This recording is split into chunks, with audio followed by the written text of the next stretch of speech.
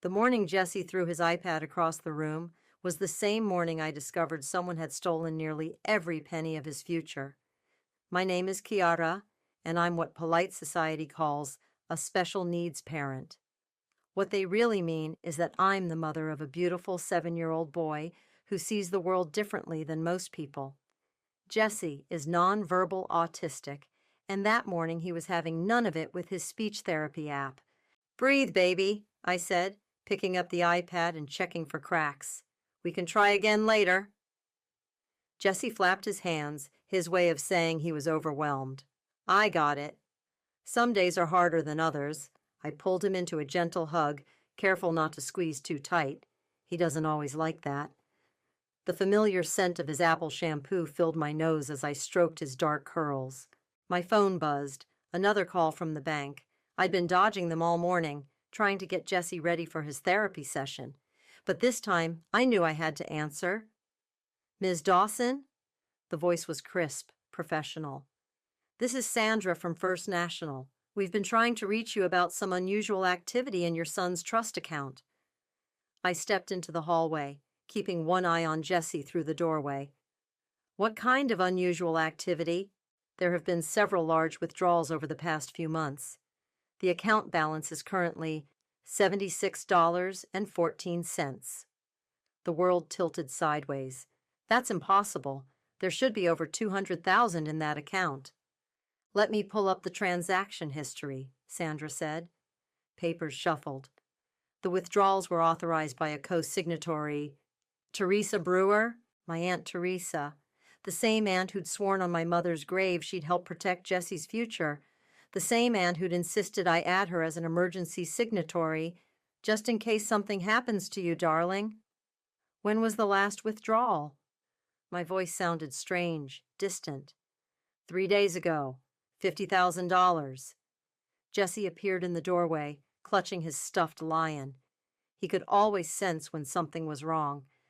I forced a smile for him while my free hand curled into a fist. "Send me everything," I said. "Every transaction, every authorization, everything." I ended the call and checked the time. Jesse's therapy session started in 20 minutes. I couldn't fall apart now. I got him into his car seat, handed him his lion, and started driving on autopilot.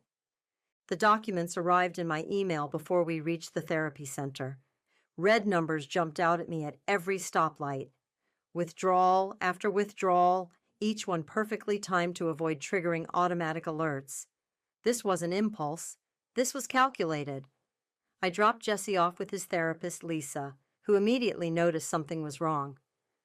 "Are you okay?" she asked, her hand on my arm. "Just family stuff," I managed. "I'll be back in an hour." In the parking lot, I pulled up Teresa's number. My hands shook as I pressed dial. She answered on the second ring, her voice dripping honey. "Kiara, what a lovely surprise.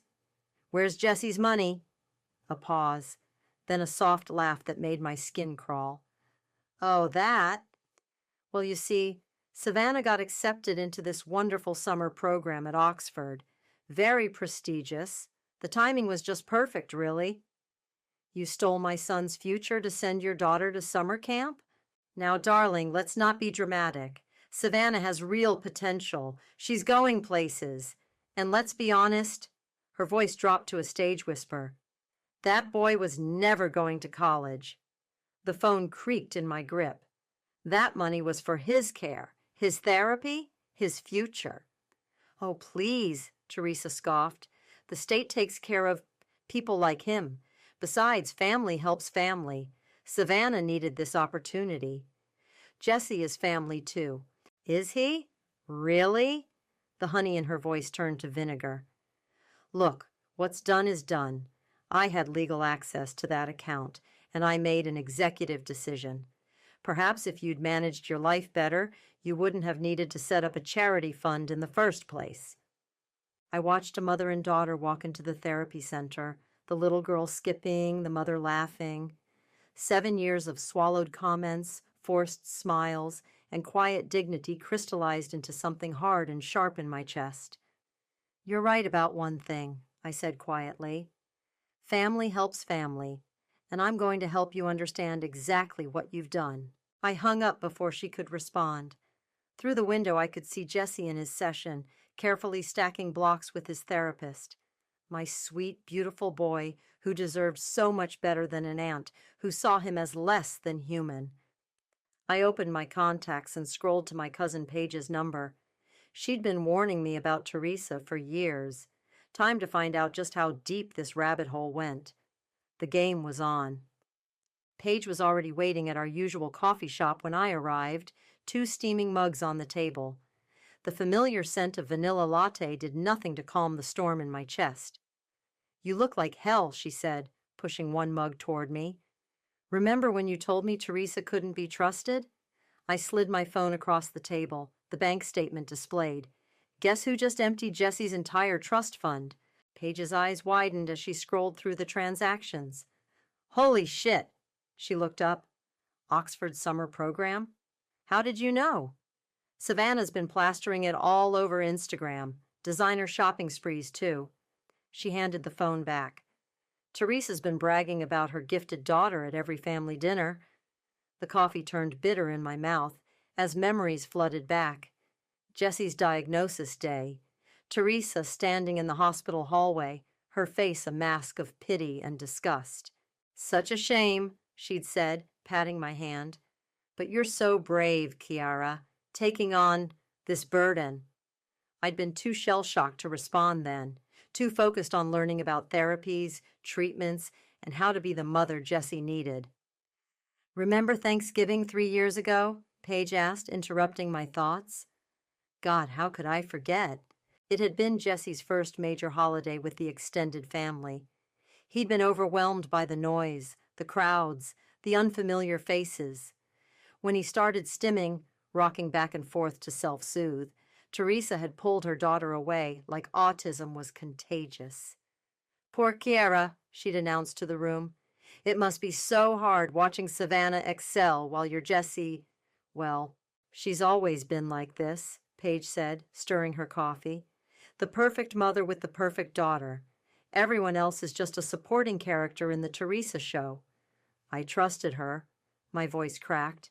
I made her a signatory because she promised to look after Jessie if anything happened to me. She swore on Mom's grave. Paige reached across the table, squeezing my hand. "What are you going to do?" "I don't know. A lawyer, maybe? The police?" "The police won't do much." She had legal access. Paige hesitated, then pulled out her business card and wrote a number on the back. "But I know someone who might help." "A lawyer?" "Not exactly.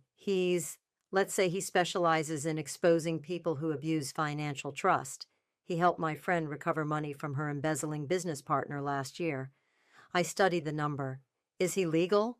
"Legal enough. He's a forensic accountant with some additional skills." Paige leaned forward.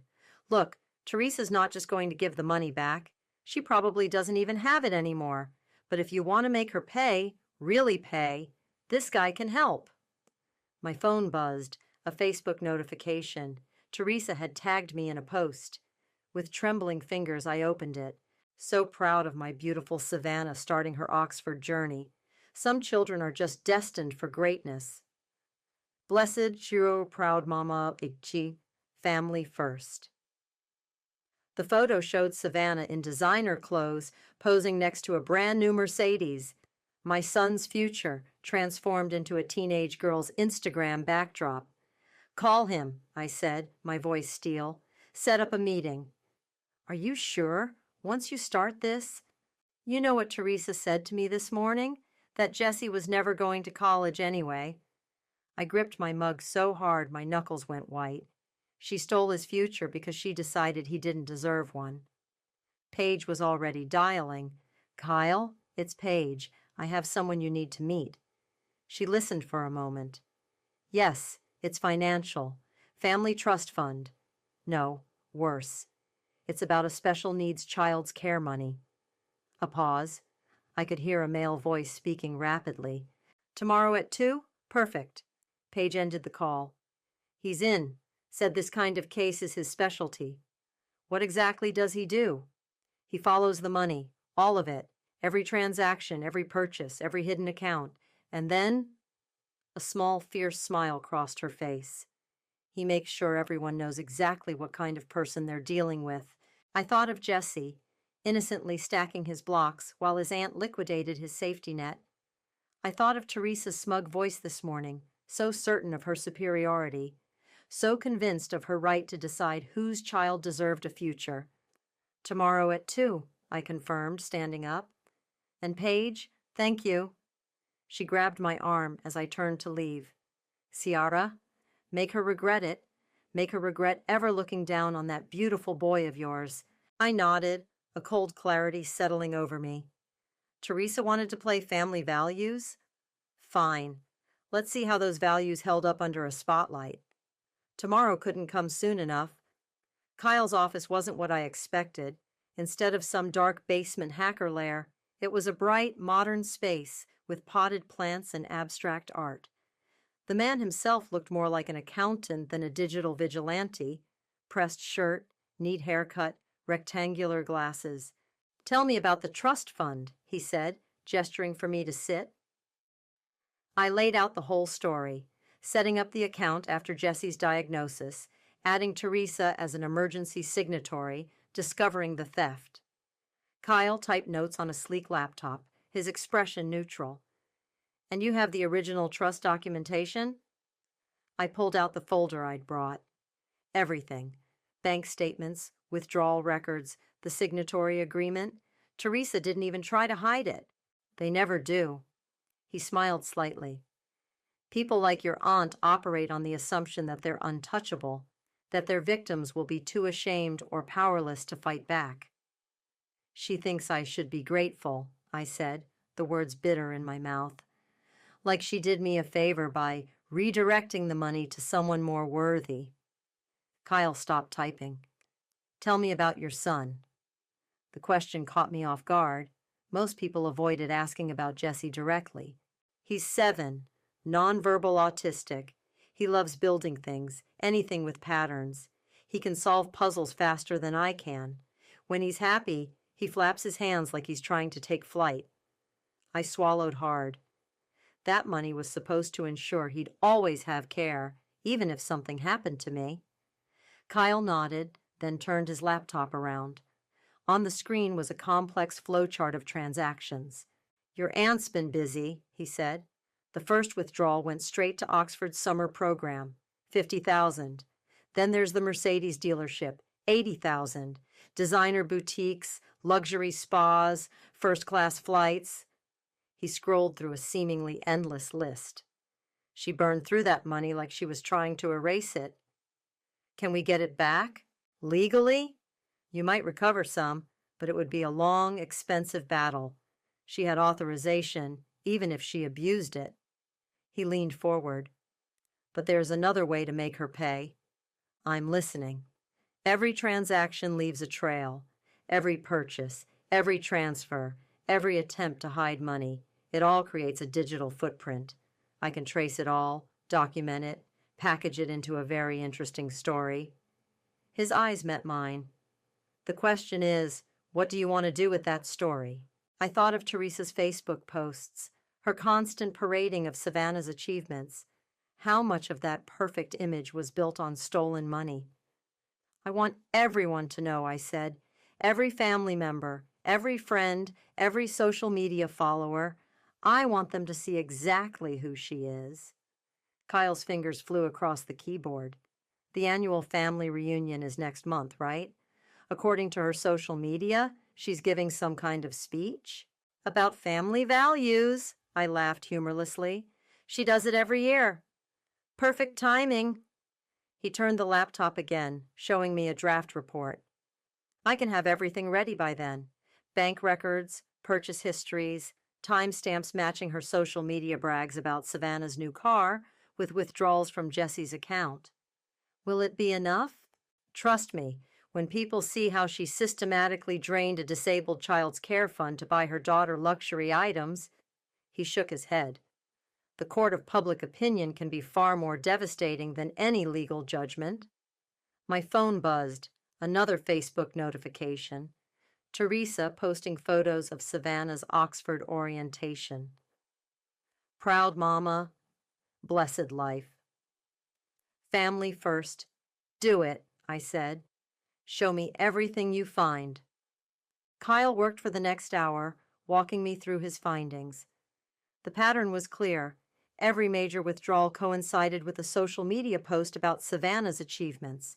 Teresa hadn't just stolen the money, she'd flaunted it. One more thing, Kyle said as I stood to leave. Are you sure you want to go this route? Once it's done, there's no going back. Family dynamics will change forever. I pulled out my phone, showing him a picture of Jesse from that morning, concentrated on his block tower, his stuffed lion watching guard. She changed those dynamics the moment she decided my son's future was worth less than her daughter's summer vacation. Kyle studied the photo longer than necessary. I'll have everything ready in 2 weeks. We can review the final package before the reunion. At the door, he touched my arm lightly.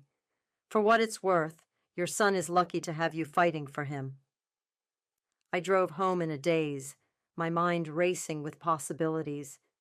Teresa had spent years building her reputation as the family matriarch, the perfect mother, the keeper of traditional values. Time to show everyone what those values really cost. The pre-reunion wine night at Giselle's house was exactly as insufferable as I expected. Crystal glasses clinked, fake laughter echoed, and Teresa held court like a queen in her element. I nursed my single glass of Prosecco, watching. "Oh my God, is that a new Mercedes?" Giselle squealed as Teresa pulled into the driveway. The ruby-red car gleamed under the porch lights. $200,000 of stolen future, polished to perfection.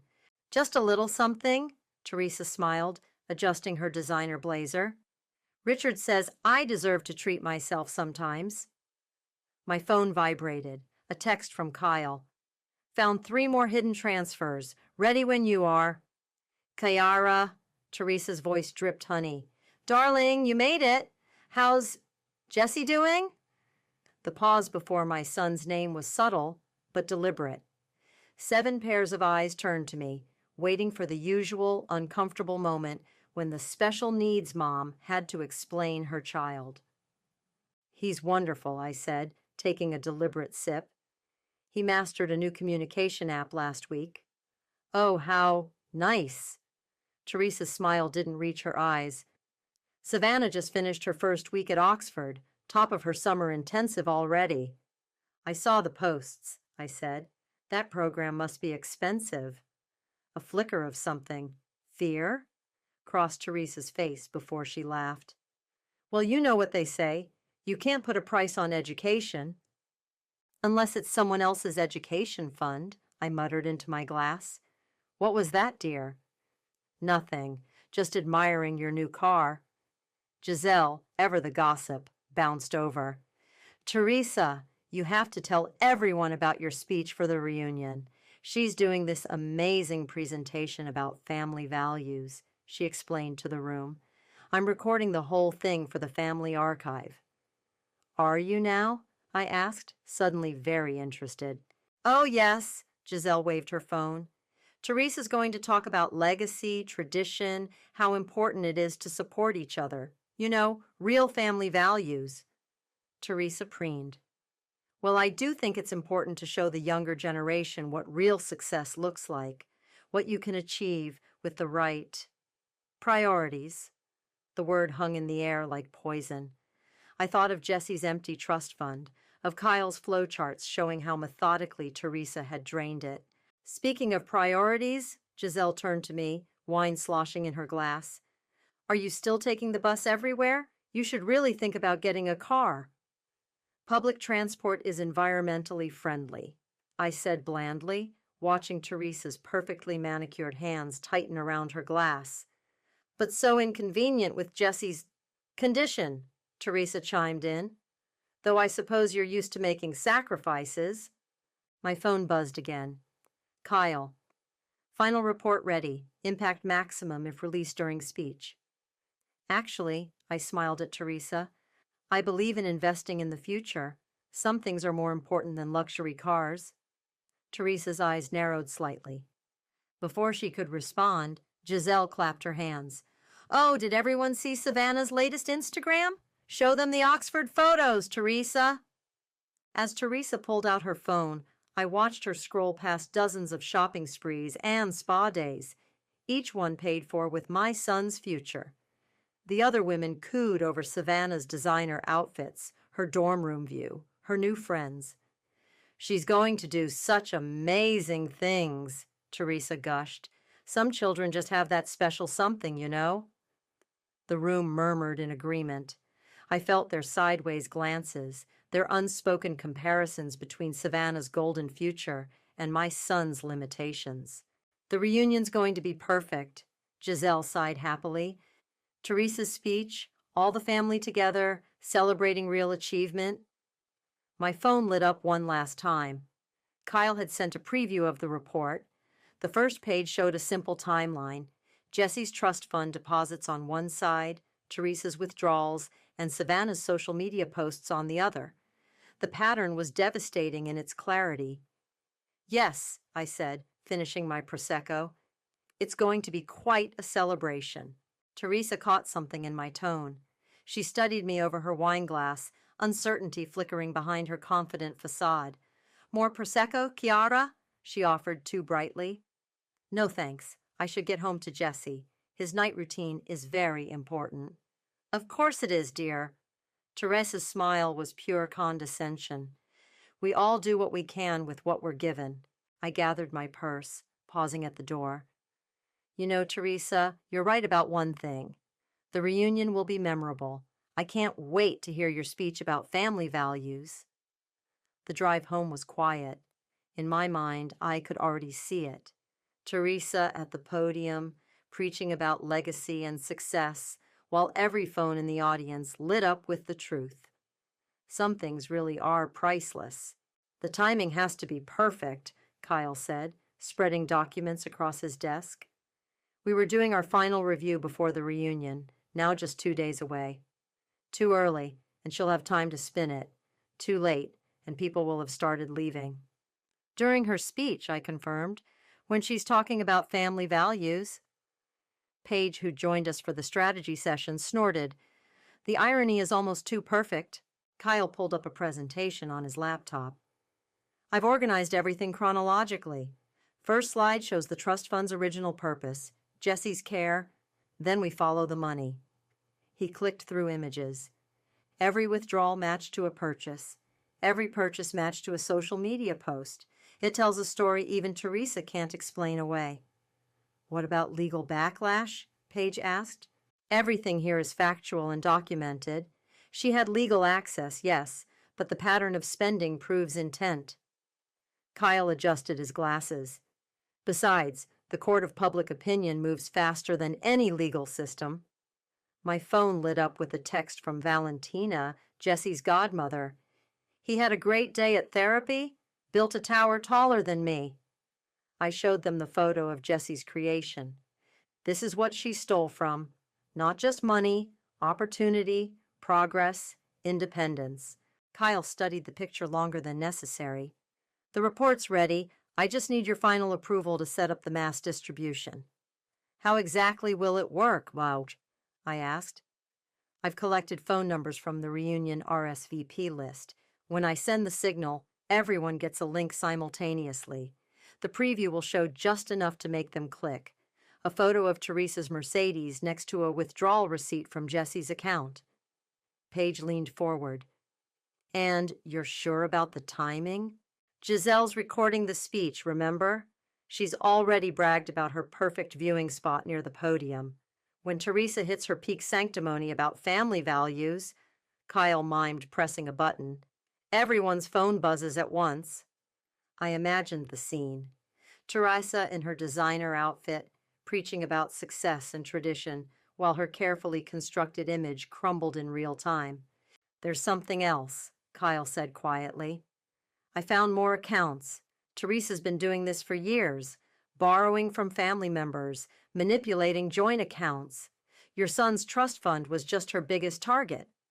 Of course it was, I said bitterly, because who would believe the special needs mom over the family matriarch? That's why the report includes everything, every transaction, every victim. Once people start talking, Paige trailed off. She'll never recover, Kyle finished. A memory surfaced. Jesse's 4th birthday party. Teresa had shown up late, made a show of giving him an educational gift he couldn't use, then spent the entire time telling anyone who'd listen about Savannah's latest achievements. He'll never be like normal children, she'd whispered to another aunt. Kiara should really consider long-term care options. Do it, I said. Send everything. Kyle nodded, but his expression was serious. Once this goes live, there's no taking it back. The family will implode. Relationships will break. Are you ready for that? She broke those relationships the moment she decided my son's care fund was her personal ATM. There's one more thing. Paige pulled out some legal papers. I had these drawn up. New power of attorney documents, revoking Teresa's access to everything. We can have them notarized right after the reveal. Perfect, Kyle said. I'll witness the signatures myself. We spent the next hour reviewing the final details. Kyle had thought of everything. Backup distribution methods, screen recordings of Teresa's social media brags, even archived bank statements showing the systematic draining of the account. As I stood to leave, Kyle caught my arm. Ciara, what you're doing. It's not just revenge, it's justice. Is it? I asked quietly. Because sometimes it feels like I'm becoming just like her. No, Paige said firmly. She stole from a child because she could. You're exposing the truth because you must. There's a difference. My phone buzzed again. Another Facebook notification. Teresa posting about the upcoming reunion. So excited to share some wisdom about family values. Some people just understand the importance of legacy. Char blessed Barar family, first Bar proud mama. Saturday, I said, my resolve hardening. Let's show everyone exactly what those family values cost. Kyle nodded, already typing. I'll be in position by noon. When she takes the podium, we take her down, Paige finished. Driving home, I thought about legacy. Teresa had spent years building hers on stolen dreams and broken trust. On Saturday, that legacy would crumble, not with a whisper, but with hundreds of simultaneous notification pings. Jesse was waiting at the door when I got home, flapping his hands in excitement over a new puzzle he'd solved. I hugged him close, breathing in his familiar scent. Some legacies, I decided, were worth burning the world to protect. The reunion venue looked like something out of a Southern Living magazine. White chairs dotted the manicured lawn, fairy lights twinkled in the trees, and a small stage stood ready for Teresa's grand performance.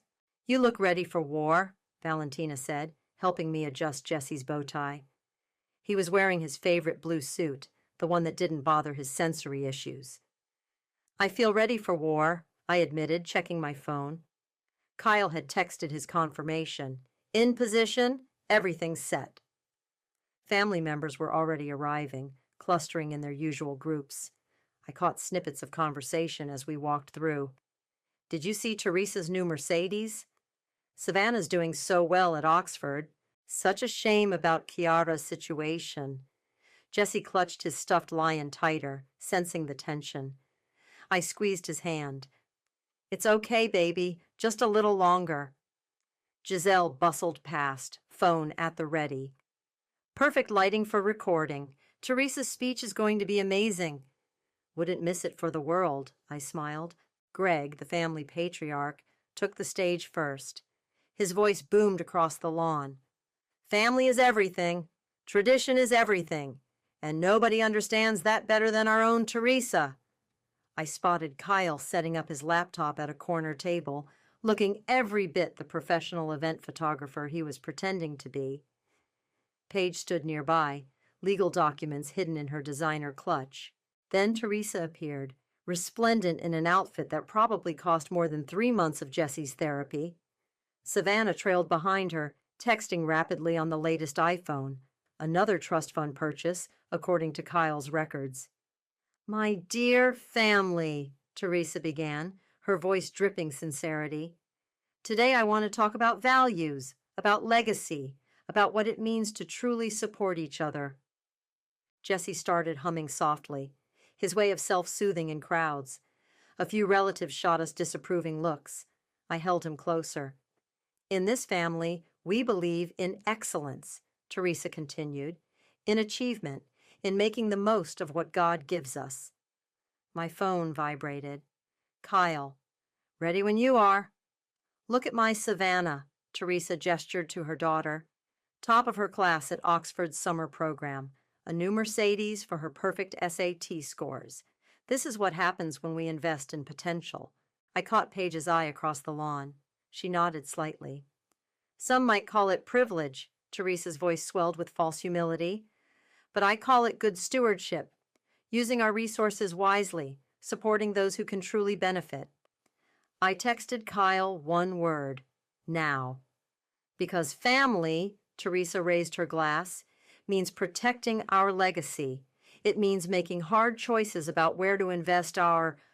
The air filled with notification sounds, hundreds of phones buzzing and pinging at once. Teresa faltered mid-sentence. Oh my God, someone gasped. Is this real? The trust fund. Jesse's money. Giselle, still filming, dropped her phone. Teresa, what did you do? I watched as faces turned from their screens to Teresa, then to me and Jesse, then back to their phones in horror. The timeline was devastating in its simplicity. Each withdrawal from Jesse's account matched perfectly with Teresa's social media posts about Savannah's luxuries. This is... Teresa's voice cracked. This is a mistake, a misunderstanding. The Mercedes was bought with Jesse's therapy money? Greg's wife stood up, face flushed with anger. Oxford summer program, paid for with a disabled child's care fund? Another aunt shook her head in disgust. Savannah stared at her phone, face draining of color. Mom, what did you do? Now wait just a minute. Teresa tried to regain control. I had legal access to that account, and let's be honest, that money was just sitting there. Jesse isn't going to... To what? I stood up, my voice carrying across the suddenly silent lawn. To college? To need care? To deserve a future? Jesse chose that moment to start building a tower with the dinner rolls on our table, completely oblivious to the drama unfolding around him. The simple innocence of it made Teresa's crime seem even more monstrous. I was going to pay it back, Teresa stammered. Once Savannah's career takes off. Save it, Paige stepped forward, legal documents in hand. We have a notary present. Time to sign away your access to everything. The facade finally cracked. Teresa's perfectly made-up face contorted with rage. That account should have never existed. She was irresponsible. Her son is... She stopped, suddenly aware that Giselle's phone was still recording. The family erupted into chaos. But all I could see was Jesse, carefully placing another roll on his tower, his stuffed lion watching guard. Some legacies, it turned out, destroyed themselves. The aftermath was like watching a hurricane in slow motion. Teresa stood frozen at the podium, her perfectly curated world crumbling around her in real time.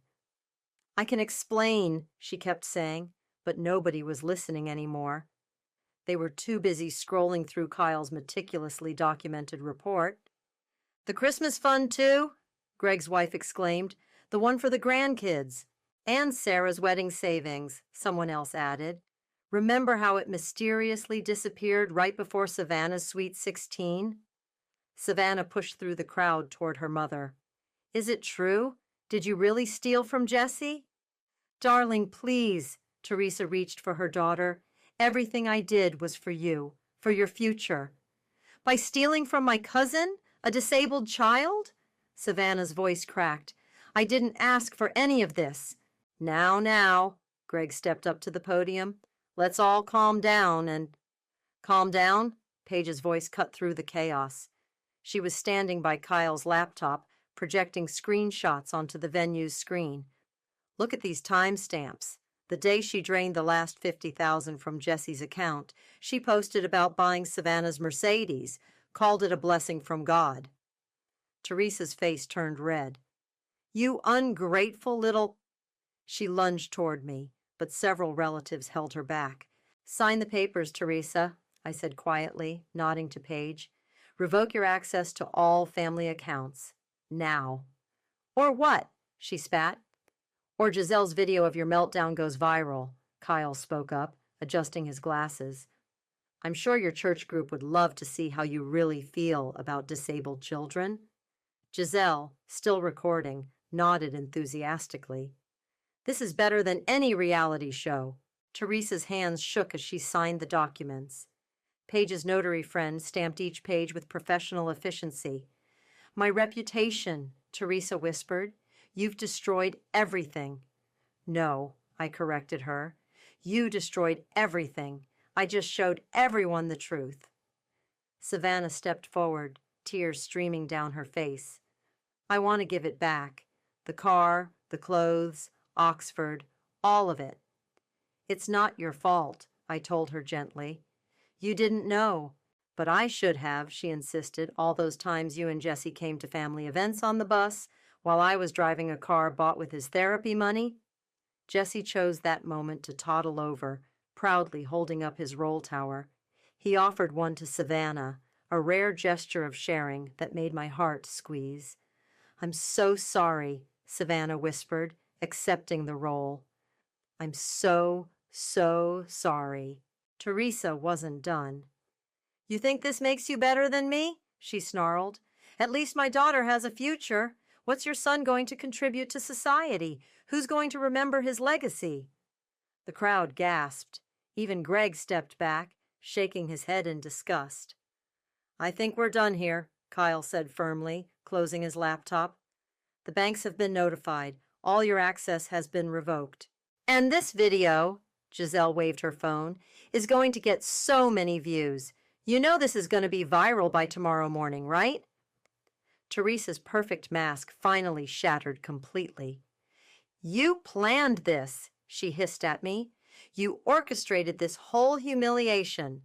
"Actually," I smiled, "you did that all by yourself. I just provided the audience." "Mom," Savannah tugged at her arm, "let's go, please." But Teresa wasn't finished. She grabbed the microphone one last time. "You all think you're so righteous. I did what any good mother would do. I saw an opportunity to help my child succeed, and I took it. That money was just sitting there, wasting away on—" The mic cut off. Kyle stood by the soundboard, shaking his head. "Show's over, Teresa." The family watched in stunned silence as Teresa stormed off, her designer heels sinking into the manicured lawn. Savannah followed, shoulders slumped, already pulling up local car dealerships on her phone. "Well," Giselle announced to her camera, "I guess that's what real family values look like, folks. Don't forget to like and subscribe." Jesse tugged at my sleeve, ready to go home. As we gathered our things, relatives approached one by one, some apologizing, some offering support, many just shaking their heads in disbelief. "You okay?" Kyle asked quietly, helping me pack Jesse's toys. "Ask me tomorrow," I replied. Paige joined us, waving the notarized documents. "It's done. She can't touch any family money ever again." I watched Teresa's Mercedes peel out of the parking lot, probably for the last time. Jesse waved goodbye to his roll tower, completely unaware that he'd just witnessed the implosion of decades of family dynamics. Sometimes, I realized, karma doesn't just knock, it kicks down the door and brings receipts. The video went viral overnight, just as Giselle predicted. My phone hadn't stopped buzzing since we got home from the reunion. Messages from relatives, old friends, even local news wanting comments. "Have you seen this?" Valentina texted, sending a link. Teresa's Mercedes was listed for sale on Facebook Marketplace, the description reading, "Selling due to family emergency. Price negotiable." Jesse sat at his therapy table, methodically sorting blocks by color. The morning light caught his curls, turning them golden. Some of his cousins had started a GoFundMe to help rebuild his trust fund. It had already passed $50,000. My laptop pinged with an email notification from Teresa. "You didn't have to destroy me." 5 words. No apology, no acknowledgement of what she'd done. Just accusation wrapped in self-pity. Before I could respond, the doorbell rang. Kyle stood on my porch, holding a thick folder and wearing an expression that meant business. "The banks froze her accounts," he said, stepping inside. "All of them. They're launching their own investigation into financial misconduct." "Good morning to you, too," I smiled, pouring him coffee. "Sorry, He ran a hand through his hair. "The more I dig, the worse it gets. She didn't just steal from Jesse. She's been manipulating family funds for years, playing this twisted game of financial favoritism." Jesse wandered over, curious about our visitor. To my surprise, he offered Kyle one of his precious blocks, a blue one, his favorite color. "Thank you," Kyle said solemnly, accepting the block like it was made of gold. My phone buzzed again. "Savannah. Can we talk, please?" "What are you going to do?" Kyle asked, noticing my hesitation. "She's just a kid," I sighed. "She didn't ask for any of this." I texted back, "Come over." 20 minutes later, Savannah arrived in an Uber, looking nothing like the polished princess from the reunion. Her makeup was gone, her designer clothes replaced with simple jeans and a t-shirt. "I sold the car," she said without preamble, "and I withdrew from Oxford. The refund should process next week." "You didn't have to do that." "Yes, I did." She watched Jesse playing with his blocks. "Mom's been calling nonstop, trying to justify everything. But I keep thinking about what she said, about Jesse not having a future worth investing in." Kyle quietly excused himself, leaving us to talk. But before he left, Jesse surprised us all by giving him a quick, spontaneous hug, something he rarely did with anyone outside our immediate circle. "That's new," I said, watching Kyle's face soften with emotion. "Maybe he knows who helped protect his future," Savannah suggested. We sat in comfortable silence, watching Jesse build increasingly complex patterns with his blocks, each structure more intricate than the last, following rules only he understood. "He's amazing," Savannah said softly. "I never really saw it before, but he is." My phone lit up with another notification. Giselle's video had passed 1 million views. The comments were overwhelmingly supportive, many from parents of special needs children sharing similar stories of family discrimination. "Mom's whole life was about appearances," Savannah continued. "Perfect daughter, perfect car, perfect social media presence. But this?" She gestured to Jesse, happily lost in his own world of patterns and possibilities. "This is real." "What will you do now?" I asked. "Community college, local, get a degree in special education, maybe." She smiled slightly. "Turns out there are more important things than Oxford summer programs." Jesse finished his latest creation, a spiral of blocks that looked almost like DNA strands. He stepped back, flapping his hands in excitement. "That's beautiful, baby," I said. He beamed, then started gathering blocks for his next project. "Can I—" Savannah hesitated. "Can I come visit sometimes? Get to know my cousin properly?" Before I could answer, Jesse did something extraordinary. He walked over to Savannah and carefully placed a blue block in her hand, the same gesture he'd made with Kyle. "I think that's a yes," I smiled, watching tears well up in Savannah's eyes. My laptop pinged again, another email from Teresa. "You'll regret this. Family should protect family." I looked at Jesse, now teaching Savannah his block sorting system, at the GoFundMe notifications still flooding my phone, at Kyle's forgotten coffee cup on my counter. "Delete," I clicked, then closed my laptop. Some things weren't worth my energy anymore. Let Teresa rage into the void. Let her learn what it means to lose everything she thought she was entitled to. I had more important things to focus on. My son's future, rebuilt not just with money, but with understanding. New allies who saw his worth without question. And the quiet satisfaction of knowing that sometimes justice wears heels, carries spreadsheets, and comes with receipts. Jesse's tower grew higher, each block placed with perfect precision. His future, I realized, had never been more secure.